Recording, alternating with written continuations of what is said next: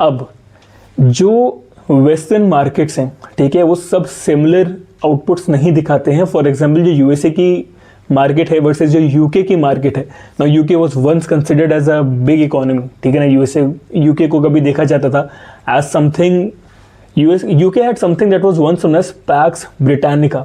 जैसे अभी PACS Americana का कंसेप्ट है 1991 में, जो प्रेसिडेंट थे यूएसए के, I think it was George W Bush, he said कि we need a concept of Pax Americana, जहाँ पे USA and NATO are the major players around the world and USA is the global hegemon and USA will control all the resources of the global world. And USA जो बोलेगा, अगर वो country से against जाती है, अब USA किसी भी नाम पे बोलेगा ना, इंटरनेशनल लॉ मतलब यूएसए का लॉ, इफ यूएसए सेज कि नहीं गलत है तो मतलब बाय लॉ वो गलत है। हाउ इट हैपेंड वाज कि वर्ल्ड वॉर 2 के बाद, बिकॉज यूएसए के अलावा कोई बचा नहीं था, Japan was catching up to USA in around 1970s and 80s, जहाँ Japan had surpass 70% of the total GDP of USA. तो उसके बाद जापान के पास यूएसए गया and they made them forcefully sign the Plaza accords.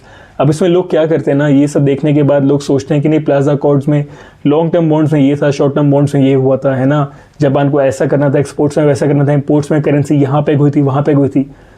Okay, these are micro details जो एक आम आदमी के लिए इतना इम्पैक्ट नहीं लाती हैं, ठीक है ना। And to and that led to the stagnation of the Japanese economy and उसके बाद जापान की इकोनॉमी कभी रिकवर नहीं कर पाई इतनी प्रॉपरली, ठीक है। They went into what was called the lost decades, ठीक है। Japan could not recover from that shock and ये होना तय था, because Japan is nothing more than a vessel of the United States. World war 2 के बाद Japan is not really independent in the terms as you would say. अगर कोई ऐसी policy है जो यूएसए नहीं चाहता तो जापान में वही पॉलिसी पास आउट नहीं हो सकती, राइट। तो देयर वाज वन मिस्टेक जो यूएसए ने कर दी, एक बहुत बड़ी गलती थी, और वो ये थी कि चाइना को WTO में एंट्री दे दी। WTO is world trade organisation by the way, ठीक है। एंड उसके बाद China grew double digits for decades and अब China has officially surpassed USA, अगर हम परचेसिंग पावर पैरिटी के हिसाब से बात करें तो जीडीपी में, and next to USA just right there, right. अब China is too big to contain again, तो चाइना तो जा चुका है। If USA loses this subtle Cold War and the quote unquote shadow World War 3, जिसमें अभी पूरी दुनिया चल रही है कन्फ्लिक्ट में, बिकॉज अब मैं शैडो वर्ल्ड वॉर 3 इसलिए कह रहा हूँ because we are already in the shadow of a world war 3। क्यों? क्योंकि देखो रशिया यूक्रेन में वॉर चल रही है, ठीक है ना, थाईलैंड कंबोडिया में वॉर चल रही है, ईरान यूएस इजराइल में वॉर चल रही है, ठीक है, जिसमें बहरीन, सऊदी अरेबिया, कतार सबको बॉम्ब करा जा रहा है, दोहा, लेबनान, जॉर्डन सबको बॉम्ब करा जा रहा है बाय ईरान। इसके अलावा Thailand Cambodia have been fighting, Pakistan Afghanistan में ओपन वॉर चल रही है, इंडिया पाकिस्तान में 2 कन्फ्लिक्ट हो चुके हैं जहाँ पे Pakistan has been threatening again and again कि हम न्यूक्स यूज़ कर देंगे, हम इन्वेड कर देंगे इंडिया को।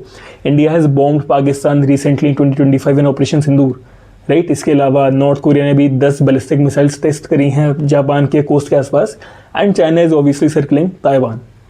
To many conflicts to ignore कि we are almost in the shadow of world war 3। अगर हमने डिक्लेयर नहीं भी करा है then we are either very close और we are just gonna pass से छू के बस निकल जाएंगे अगर ये नहीं होता है तो, because most of the analyst believe that 2026 में इंडिया और पाकिस्तान की वॉर ना हो।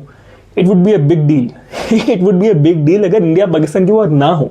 अगर हो जाए तो फिर तो कि हाँ चलो ये तो होना ही था, बट अगेन अगर आप आर्टिकल्स पढ़ते हैं द डिप्लोमैट के एंड दीज आर्टिकल्स या फिर आप एनालिस्ट की वीडियोस देखते हैं then you would know about this, otherwise now you know. अब अगर चाइना यूएसए से जीत जाता है इस पूरी कोल्ड वॉर के एंड में, जो कोल्ड वॉर 2.2 जिसे कहा जाता है, China would want to be soft on USA, ठीक है। चाइना ये नहीं चाहेगा कि यूएसए बर्बाद हो जाए, एंड इसका सिंपल रीजन ये है कि Chinese are practical, they are businessmen, they would want to do business with USA after USA is done, right? So they won't want to destroy the US economy. They would want to give them a soft landing कि चलो कोई बात नहीं, you did well, you lost, अब business करते हैं। they would enforce treaties जो China को बेनिफिट करती हैं लॉन्ग टर्म में, जैसे यूएसए ने करा था जापान के साथ प्लाजा अकॉर्ड्स में, राइट, जब जापान कैचअप करने वाला था। और देखो अभी भी जो प्रेडिक्शंस हैं बड़े बड़े बैंक्स इंक्लूडिंग JP Morgan हो गया, ये सब हो गया, they all predict कि China is bound to surpass the US by 2070s and people think यार 2070 तो काफ़ी दूर है ना, 2070 तो बात की बात है। नहीं, जियोपॉलिटिक्स में 30-40 साल इतनी बड़ी बात नहीं होती, because the game is played in eons and centuries, not eons but centuries, ठीक है ना। बड़े बड़े एम्पायर जो होते हैं वो सदियों तक लास्ट करते हैं। फॉर एग्जाम्पल जो